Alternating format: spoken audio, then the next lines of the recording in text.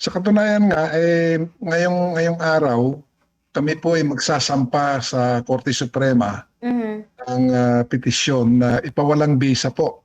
Ito pong Executive Order number 105. Mhm. Grounds po na ito po ay labag sa saligang batas. Mhm. Ang magsasampa po ng kasong ito ay ako bilang chairman ng Mhm. Federation of Free Farmers at si Attorney Argel Joseph Kabatbat. Aha.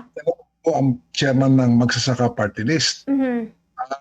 Sinasabi namin na unconstitutional dahil Bobo Justin, tatlong pangunahing dahilan. Number one, lumalabag po itong pag-issue po ng EO na ito ng requirement po na ating saligang batas na dapat respetuhin at huwag labagin ang karapatan po ng mga mamamayan, sa kasong ito po yung ating mga magsasaka at ang kanilang mga samahan na magkaroon po ng sapat na konsultasyon, bigyan sila ng sapat na konsultasyon at pandinig sa pagsasagawa po ng mga patakaran ng ating pamahalaan.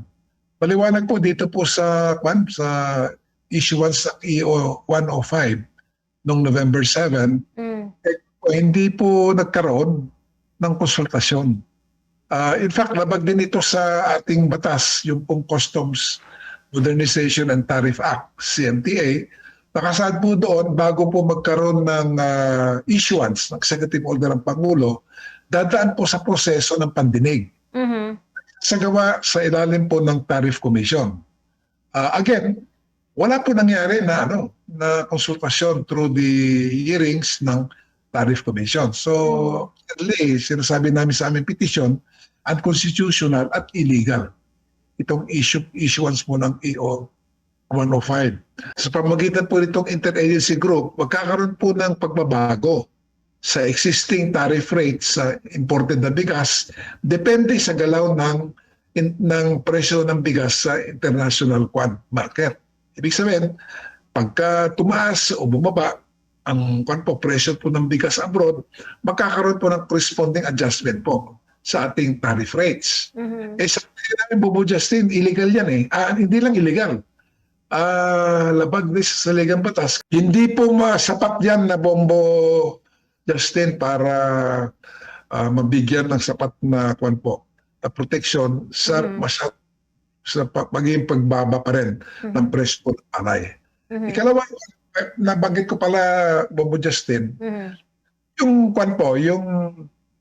ibinigay po na dahilan ng Secretary Chu Laurel ng Department of Agriculture kung bakit amungkahi niya tila baka nagkaroon na nga ng desisyon, itataas daw yung taripa po sa imported rice from 15 to 20% starting January 1, no? 2026. Sabi niya kasi na tawag dito, nagmura. Diba? Nagmura yung imported rice.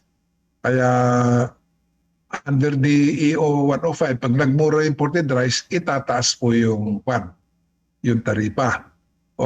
Under the formula sa EO 105, pag magmamahal ang bigas, dapat ibaba ang taripa. Di ba? Pero bakit ang magiging aksyon ng Secretary of Agriculture, imbes na ibaba, in conformity with EO 105, itataas sa yung taripa from 15 to 20%. Para hindi namin makita kung bakit baliktad po ang magiging kilos. Opo, ang panawagan po namin, Bombo Justin, lalo na sa ating Pangulo, pakinggan naman po yung punto de vista ng ating mga magsasaka bago siya at kanyang kabinete magsasagawa po ng mga napakahalagang mga patakaran, kagaya po ng Executive Order 105.